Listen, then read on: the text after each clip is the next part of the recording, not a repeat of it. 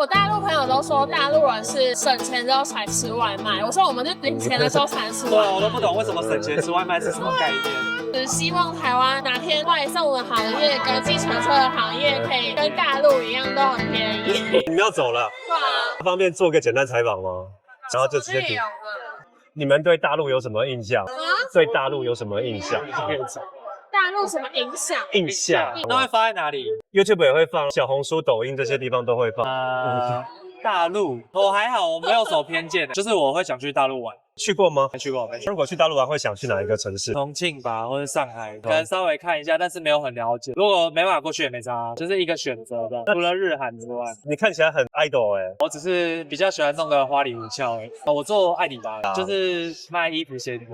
其实还好哎，因为我中国文学系，蛮喜欢大陆的文化。去过吗？去过北京，近几年比较常去的是广州、香港，因为比较近。你去那边有没有什么让你意外的地方？还好哎，但是我还是会比较不喜欢被占便宜。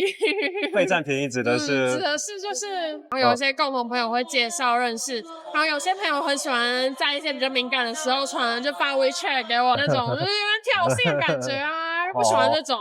但是基本上不要聊到政治。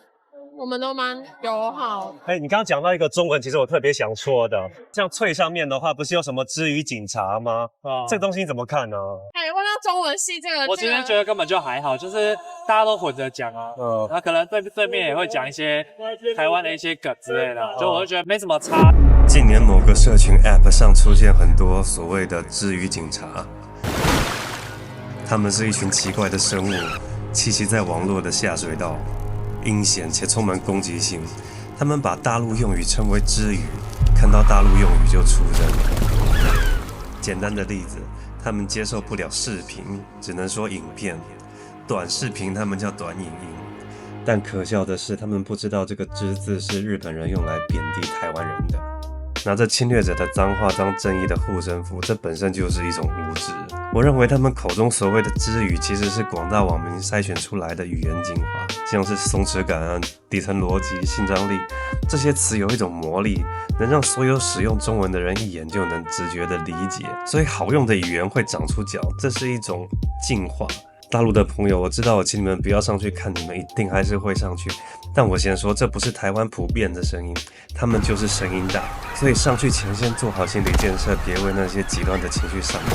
最后送一句网友的感叹：留给台湾人的中文真的不多了。比如说跟你讲视频、短视频，不讲短影音这种，会有人批评吗？我是觉得没差啦，听得懂就好。他们说为什么要造新词？可是那个词出来，就是因为它人家很东西可以代表它。对，我觉得至于警察很多都是矫枉过正像是工作上有时候接触到没有那种有文化深度的。你是哪一个行业的？我是公关业，他们会说你为什么要讲支语，但其实就只是讲一些比较不常用的成语或者不常用的词而已。有一次我跟我朋友说这个东西很鸡肋，食之无味弃之可惜嘛。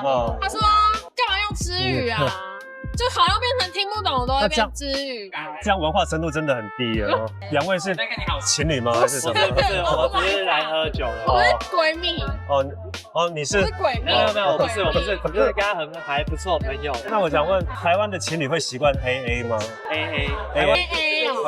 我觉得比大陆多 AA。我觉得台湾蛮计较这件事情。可能是社会上比较多在讨论吧，但是我觉得我遇到的大陆男生都蛮大方的，比起大陆人，我觉得台湾男生在平等这方面会比较 care 男女的平等跟 AA 扯在一起。你会认为 AA 我是一次来回我觉得这样比较好。比如说你请我吃饭，我请你看电影，这样。都是这样子比较多。对啊。所以其实台湾没有那么多 AA， 但就各付各的。说什么我要去结账，你给我250这样。或者是说啊，既然这餐我请，那下一次换我请你吃。虽然也没赚很多钱，但就是一个感觉嘛。只要在脆上讲到 AA， 然后就会有一大堆人留言，流量密码。所以是真的哦。我如果是主动去付钱，然后代表我对这个男生没意思。第一次。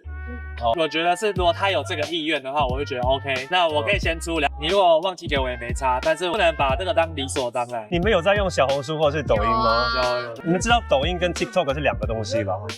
我先不懂。我也会看。那你们在上面关注什么内容比较多？肌肉男。我是没有特别关注，因为没有手机号码不能办的。你看得到里面的他要什么内容。 QQ 号，或者是你要有大陆的电话号码，谁可以办会员？我就直接搜我想看的东西就好，就像一些偶像明星的东西这样子。抖音上看偶像明星，不是大陆的团体啊，但是他们有时候会在大陆的抖音发一些比较只有大陆抖音看得到的东西。闯中会闯对，中，就是一些这个词叫什么？闯中。对，就是一些团体，因为中国市场广大，就会卖一些中文，但台湾可能限就是韩解掉之对后，，但没办法点赞，因为没有会员。但我真的有时候会为了追星去大陆因为我接触大陆的影视文化蛮早的，开始是看那个宫啊，然后喜欢杨幂，后面就开始会追大陆一些演员那些的。为什么会比较常去广州啊？因为离香港近啊，坐高铁比较快啊。通常是飞香港，因为飞大陆比较贵。去广州通常会去什么地方？深圳啊，汕头、汕尾那边。之前有一期就是，那你常常去东莞吧？不知道你有没有去？说路上有好多摩托车会横冲直撞，什么骑人行道，这个事情会发生吗？对啊，我那时候印象比较深就是广州有一个骑摩托车载鱼，我觉得有点可怕，因为他们会闯红灯，会骑人行道，我就觉得我的命不是命。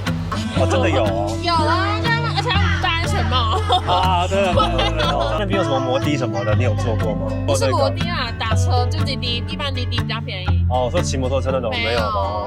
不敢但是确实希望台湾外送的那个计程车的行业可以跟大陆一样都很便宜。我回台湾我都不敢坐计程真的，我车在，大陆出门没有坐过地铁，我打滴滴真的。外卖也是。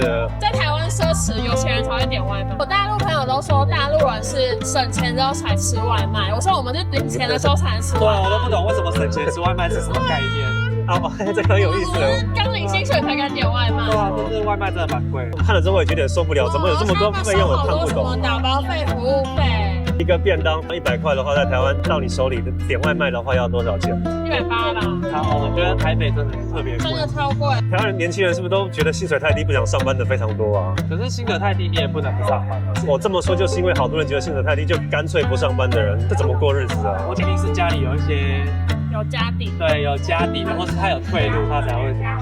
我想到最后那个问题了，就最近好，譬如说钟明轩啊、馆长啊，不是说范琪斐，你知道范琪斐是谁吗？他也去了大陆吗？好像有刷到过。对，他最近说那一句话，我觉得在台湾的一般的印象里面，好了，或者是我同温层里面，我觉得中国被妖魔化太严重。你有这种感觉吗？其实我一直很难尊重两岸有各方面不同的看法，是因为两岸在从小到大受到的教育都不一样。谢谢你们，谢谢。我们要去下个地方。看你们的抖音，对啊，我想看你们的账号。抖音叫做宝岛俊男在北京，然后结果等下那100万粉丝，我他妈怎么没有啦，很少，就2万多而已。宝岛。俊男在北京，积了很多，可能没那么快剪出来。好啊，没关系啊，没关系啊。好，谢谢你们，谢谢，对，谢谢。拜拜。